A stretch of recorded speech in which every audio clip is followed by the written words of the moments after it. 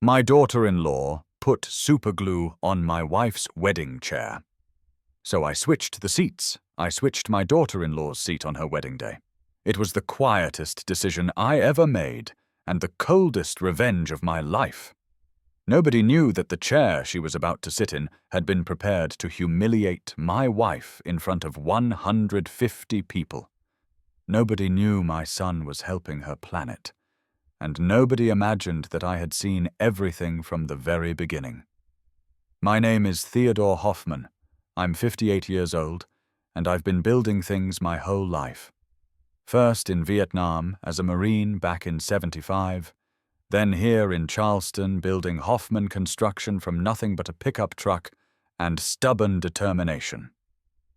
At a wedding that cost $150,000, the dirtiest thing wasn't on the ground. It was in people's hearts. Let me take you back to that morning when everything still looked perfect. I was sitting in my home office, looking out over Charleston's coastline. The wedding setup was already underway at the beachfront venue we'd rented. White chairs lined up in perfect rows, fabric dancing in the ocean breeze. Everything arranged to look like a dream. But I've learned that the prettiest days often hide the ugliest truths. Hoffman Construction didn't happen overnight. After I came back from Vietnam in '75, I started with one truck and a willingness to work 16-hour days. For 35 years, I've built this company brick by brick, contract by contract. My wife Margaret stood behind every decision, every risk, every late night when I wasn't sure we'd make payroll. Maybe that's why I've always believed this. If someone doesn't respect Margaret, they don't respect anything I've built. Victor is my son, 32 years old. He grew up with everything I didn't have, but somehow always felt like he deserved more. The first time he brought Catherine Morrison home, I knew something was off. She smiled too much, said exactly what people wanted to hear, and treated my house like a photo shoot for her real estate business. Catherine goes by Kate. She's 28, sells houses for rich folks, and has this way of making everything about her look perfect while making everyone else feel small. Margaret tried to connect with her future daughter-in-law, asked questions, gave her space, even apologized for things that weren't her fault. I watched it all, and I watched how Kate took it like it was just what she deserved. This wedding wasn't my idea. Victor and Kate came to me with a budget that made my construction costs look reasonable. $150,000 for one day. They talked about image, about status, about making sure people would never forget it. Margaret stayed quiet, just nodded when I asked her opinion. She's always been that way, choosing peace over arguments. I agreed to pay for it, not because I believed in the wedding, but because I thought it might be the last chance for this family to stand together. Boy, was I wrong about that. The closer we got to the wedding day, the more things felt wrong. Kate avoided Margaret whenever possible. When they did talk, Kate's smile never reached her eyes. Victor got more irritable, talking about the future, about what should belong to him, about how some people needed to step aside for the next generation. On the morning of the wedding, I was walking past the bridal preparation area when I heard laughter coming from the makeup room. The door was cracked open. I'm not the type to eavesdrop, but Margaret's name came up clear enough to stop me in my tracks. Kate was talking to her bridesmaids, voice light like she was sharing a funny joke. She called my wife dead weight and said people like Margaret only sit in the front row to ruin the photos. Then she mentioned a surprise gift that would teach the old lady a lesson about staying in her place. The room burst into laughter. I stood there, hand against the wall, feeling something cold spread up my spine. I didn't storm in. I didn't confront anyone. In the military, they teach you that your first reaction is usually your worst reaction. What bothered me most wasn't Kate's words. It was Victor's silence in that room. The silence of someone who agreed. I went back to my office and looked out at the ocean for a long time. Margaret was downstairs getting ready, looking elegant and calm like it was just another Sunday afternoon. I wondered how many times kindness gets mistaken for weakness, how many times patience gets confused with having no backbone. Outside, the wedding venue was taking shape perfectly, every detail in its place. But in my mind, everything had already started to shift. I didn't know exactly what Kate's surprise gift was, but I knew it wasn't meant to honor family. When a joke is built on humiliating someone else, it stops being funny and starts being cruel. I adjusted my tie and made a decision. There are days when a father's job isn't to comfort, but to watch until the truth shows itself. That day, under the Charleston sun, I chose to wait and see what they were really planning. About an hour before the ceremony, I took a walk around the rented venue. The VIP seating area was set up close to the water, front row reserved for family. Margaret's name sat on a small placard in elegant lettering. Everything looked normal. If I hadn't heard those words in the makeup room, I would have walked away believing this day would end like any other. Then I saw Kate. She appeared from behind the catering tent, still in her wedding dress but without the veil. She didn't notice me. Her eyes kept scanning around like she was checking if anyone was watching. I stepped back behind a decorative column. That wasn't curiosity. That was 35 years of construction work teaching me when something's not right. Kate bent down beside Margaret's chair. From a small purse, she pulled out a clear bottle. I recognized it immediately. Industrial adhesive, the kind we use to bond steel and concrete, not something you carry by accident. She opened the cap and squeezed carefully. A thick layer spread across the seat. Not rushed, not sloppy. Careful and cold. I thought I'd feel anger, but what I felt was clarity. Every piece I'd heard that morning clicked into place. Victor stood about 20 feet away. His back was turned toward Kate, but his head was tilted like someone keeping watch. When Kate finished, he turned around and nodded. I couldn't hear every word, but I caught enough. He said something about Mom always needing attention, and this would teach her about knowing her place. That when everyone stood up to applaud, her dress wouldn't come with her. I looked at my son and didn't recognize him anymore. Not because of what he said, but because of how he said it. Casual, like he was talking about the weather. Kate capped the bottle and slipped it back into her purse. She stood up, smoothed her dress, and walked away. Victor followed. Neither of them looked back. I stayed there for a few more seconds. The ocean breeze moved the white ribbons gently. Nobody around had noticed what just happened. I knew if I stepped out then, if I called their names, everything would explode immediately. But explosions don't always bring justice. Sometimes they just bring chaos. I walked over to the chair. The glue was still wet. I didn't need to touch it to know what it would do to Margaret's dress, to her dignity, to her trust in family. The decision came to me like muscle memory. Something I'd known I would do from the moment I heard that laughter in the makeup room. I removed Margaret's name placard from the chair. No rush, no drama. Then I walked to the main table where the bride's chair sat in the place of honor. I looked around. Everyone was busy with final preparations. Nobody noticed an old construction worker holding 2 small placards. I switched them.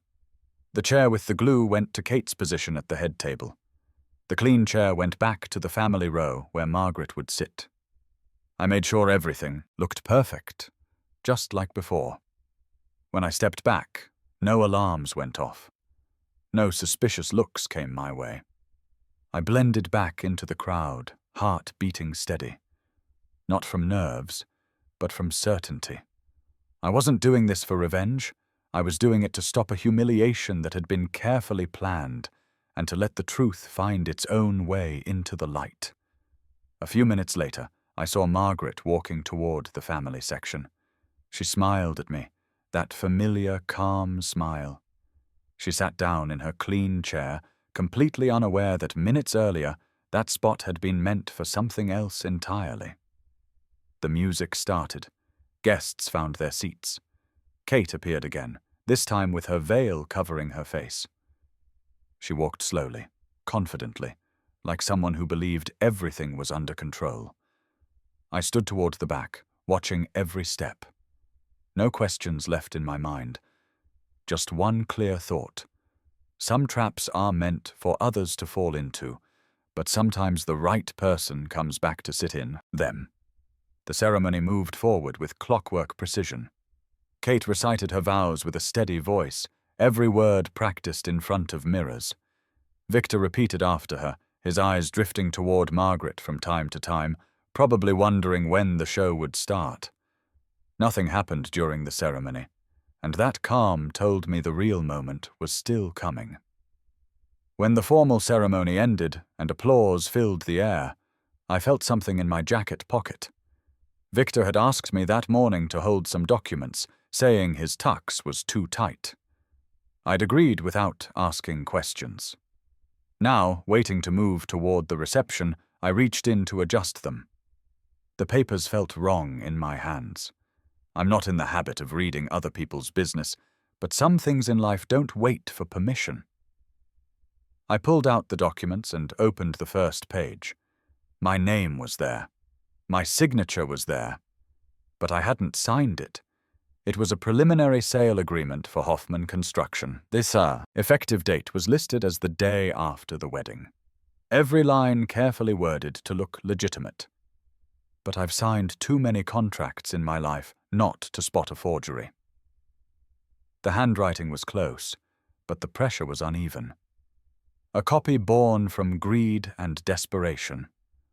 I folded the papers back up. What I felt wasn't shock. It was confirmation. The overheard conversation, the prepared chair, the impatience in Victor's voice. Everything revolved around one thing: taking what I'd built, not earning it. Guests started moving toward the reception area. I slipped the papers back into my pocket and decided not to say anything yet. Not because I was unsure, but because I wanted to see how they'd act when they thought they'd already won. The reception was set up beautifully at the rented venue. Golden lights over tables dressed in white linen. The head table elevated slightly, drawing every eye. I watched Kate walk to her chair, the nameplate placed perfectly in front of it. She didn't look down. She didn't check. The confidence of someone whose plan was working perfectly. Margaret sat at the family table, talking quietly with old friends. She looked more relaxed than she had that morning. I looked at her, then at the papers in my pocket, and realized that some forms of protection don't happen in a single moment. They stretch across years through every decision you're forced to make. The MC began his opening remarks. Kate stood up and waved to the guests like she was born for cameras. She talked about love, about journeys, about challenges overcome. Every sentence polished to sound perfect for the video they were streaming live. Victor stood beside her, one hand resting on the back of her chair. His eyes found mine from time to time, looking for some sign of approval. I gave him nothing, just watched and waited. As Kate spoke, the difference between image and reality became crystal clear. A person can talk endlessly about family while planning to steal from them. A person can wear white while plotting to humiliate someone on what should be a sacred day. When her speech ended, the MC invited the bride to sit for the next segment, a commemorative video. Kate turned back to her chair. She placed both hands on the seat and sat down with the confidence of someone expecting the next round of applause. I watched without blinking, not because I wanted something bad to happen, but because I knew every mask eventually slips. The video started playing. Lights dimmed. Old family photos filled the big screen. Victor as a kid, beach trips, holiday dinners. I heard some emotional sighs from the crowd. I didn't watch the screen. I watched Kate. She sat straight-backed, hands folded, eyes forward, completely unaware that the chair beneath her was holding tighter than any wedding vow. The video was still running when the MC spoke up again. Time for the bride to stand and receive a special surprise from friends.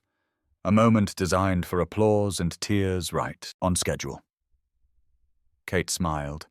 She placed both hands on the chair arms, preparing to stand just like she'd probably practiced. I saw that confidence clearly. It didn't come from joy. It came from thinking she was in control. Then everything stopped. Kate leaned forward, but her body didn't move. The smile on her face froze like a photograph caught between frames. She tried again, this time with more force. The chair made a soft sound, not loud, but unusual enough for nearby tables to turn their heads. Victor frowned and leaned down, whispering something. Kate shook her head and whispered back, voice getting tense. I couldn't hear the words, but I saw her grip tighten on the table edge. The MC hesitated on stage, trying to keep things moving with a weak joke. Nobody laughed. Victor put a hand on Kate's shoulder and pulled gently. That's when the wedding dress made a sound I know Kate will never forget. Not a bang, not violent, just a dry, tearing sound that carried through the microphones in a room gone completely silent. Kate let out a short cry, not from pain, but from panic. She bent forward, trying to cover the part of her dress that was no longer intact. Victor froze, hands hovering, not sure whether to pull again or let go. Every eye turned toward the head table. Phones went up by instinct, then quickly down as people realized this wasn't entertainment anymore. I stayed in my seat, didn't stand up, didn't look around, just watched Kate, trapped by the very chair she'd prepared for someone else. Silence spread through the room like fog, heavy and uncomfortable. The MC stumbled through some apologies, suggesting a brief pause. Event staff started moving closer. Then Victor pulled again. This time the tearing was unmistakable. Kate broke down. Not the kind of crying meant for cameras, but the collapse of someone who'd just realized they'd crossed a line they couldn't step back over. I stood up. The sound of my chair was small, but in that silence, it was enough. I walked slowly toward the stage and took the microphone from the MC's shaking hands. I'm sorry, I said, voice calm and steady. Maybe this is when we need to pause. The room went dead silent. I looked directly at Kate. She looked up, eyes red, makeup starting to run. In that moment, she wasn't a bride or a real estate agent or an influencer, just a young woman who was scared. Kate? I continued, keeping my voice level. You once said this wedding needed to be unforgettable. You were right. I paused long enough for everyone to feel that I was choosing each word carefully. But before we call this an accident, maybe you should explain why the chair meant for my wife was covered with industrial glue, and why my son was standing guard to make sure it happened. A wave of murmurs spread through the crowd. Victor spun toward me, face going pale. Dad? He started, then stopped when he met my eyes. I wasn't angry. I didn't need to be. And while we're talking about things that were carefully prepared, I continued, reaching into my jacket pocket, I'd like to ask about these documents Victor asked me to hold this morning. I pulled out the papers, holding them up without opening them. That gesture alone made Victor step back. This is a sale agreement for Hoffman Construction, in my name, with a signature made carefully but not carefully enough to fool someone who's been signing contracts for 35 years. Nobody spoke. I could hear the ocean waves in the distance, steady and relentless. Kate looked from the chair beneath her to the papers in my hand, then down at her ruined dress. Every layer she'd built for this day was falling apart piece by piece, in front of the very people she'd wanted to impress. I lowered the microphone slightly, voice deeper, I'm not standing here to humiliate anyone. I'm standing here because some jokes aren't jokes and some documents aren't mistakes. Some people need to learn that family isn't something you exploit. It's where you learn respect. The silence that followed was different from before. Not uncomfortable anymore, but expectant. Like everyone was finally understanding what they'd really been watching. Victor stepped forward, his voice shaky. "Dad, I can explain." "Son," I said, cutting him off gently but firmly. "There's nothing to explain. Actions speak louder than words, and right now, your actions are speaking pretty clearly." I looked around the room at 150 faces, family friends, business associates, people I'd known for decades. This wedding is over, not because of what happened to a chair, but because of what was planned to happen to someone who deserved better. I handed the microphone back to the MC and walked toward my seat. I didn't wait for reactions. I didn't need to. Everything that needed to be exposed was already in plain sight. Kate remained stuck to her chair. Victor stood beside her, out of words. And in that heavy silence, I knew the point of no return had been crossed. The truth had found its way into the light, just like I'd planned. After that, nobody had the confidence to call it a celebration anymore. The music stopped completely. Staff gathered in small groups, whispering, eyes drifting toward the head table, then quickly away. Kate stopped trying to stand. Victor stood beside her, shoulders heavy, like he was understanding for the first time that some things can't be fixed with apologies. I sat next to Margaret. She took my hand gently. Didn't ask questions, didn't need to. That quiet moment was all the confirmation I needed. I leaned in and whispered that everything would be okay. Margaret nodded, eyes calm in a way that made my chest tight. There are women who spend their whole lives holding a family together, and only when they're pushed to the edge do people finally understand the weight of that patience. I signaled to my lawyer, who'd been a guest at the wedding. We spoke briefly. A few phone calls were made. The appropriate people arrived to formally document what had happened with the paperwork. Nobody was arrested. There was no chaos.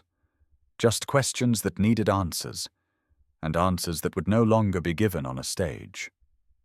Legally speaking, the marriage ended there. No announcement needed.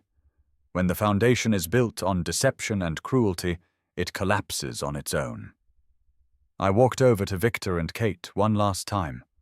My voice was low. Only they could hear me. "Today wasn't the day for arguments," I said. "You'll leave after this is handled properly.